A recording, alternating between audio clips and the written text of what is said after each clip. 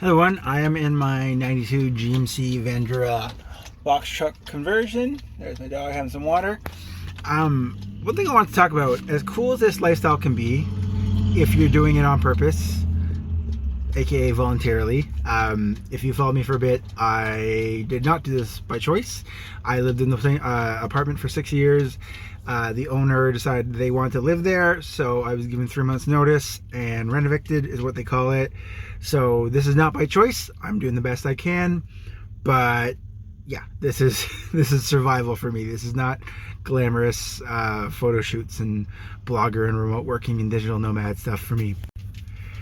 There are some cool things about this lifestyle, whether you're doing it voluntarily or not. You can go a lot of places you want. You can see new places. You can explore new parking lots. But this vehicle has run solidly so far. It's a 92 GMC Vendura. It's fairly reliable, but I'm 41 years old. This thing is 10 years younger than I am. So it has some creaks and things don't work as they should, just like my body does. I want to quickly go over the reality and the anxiety of, I don't care how new your rig is or how nice it is inside, outside, mechanically, you will experience some sort of problem along the way. There will be a learning curve, what to do, what not to do. Absolute worst case scenario, you park it in the place you're not supposed to for a couple days and you go on a wonderful trip and it's not there anymore. There are cases of vehicles getting stolen, so have your insurance up to date. The good thing about this thing is it's pretty ugly, so for the most part people leave it alone. It's a shitty old box truck, which is a perk for me. But when you live in a house or an apartment or a proper address, there might be things wrong with it, but it will never break down on you and leave you stranded at the side of the road. Sometimes you're lucky and you're just around the corner from people you know. Sometimes you're in a city you know and have a place you can park and it's not really that big of a deal. I have had it happen where I barely made it out of a very, very busy intersection. Unfortunately, there is no idiot light for gas. I knew I was low, but I thought I was okay. I was on the way to get gas and everything died. Power steering, engine, and I, like I said, barely made it out of the intersection. Hazard lights on this thing don't work. Another perk of it being old.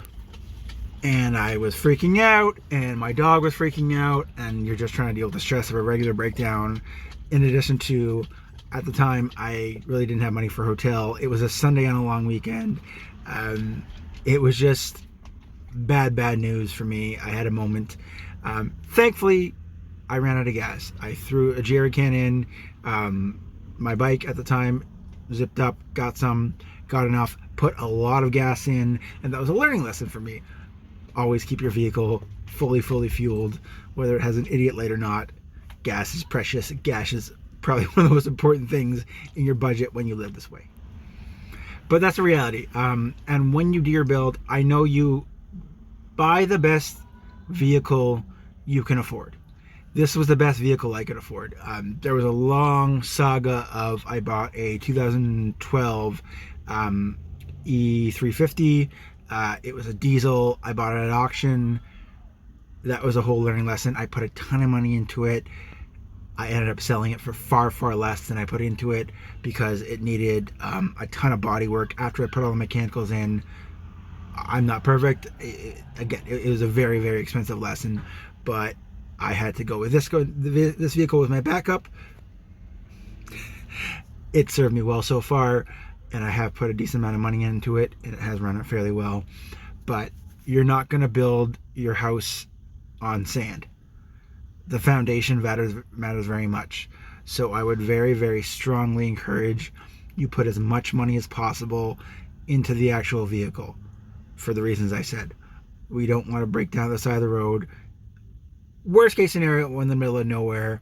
Unfortunately, CAA does not cover a lot of vehicles like this way. And even, good to know, even the RV insurance, roadside assistance, will not cover modified vehicles. So if you think you're covered, I'm not saying you're not fully, but check, because the ones I looked into will not cover modified vehicles. They will cover registered, Class A, B, C campers, but they will not officially touch modified vehicles, and this thing is not a Prius. It will not. You need a special tow truck.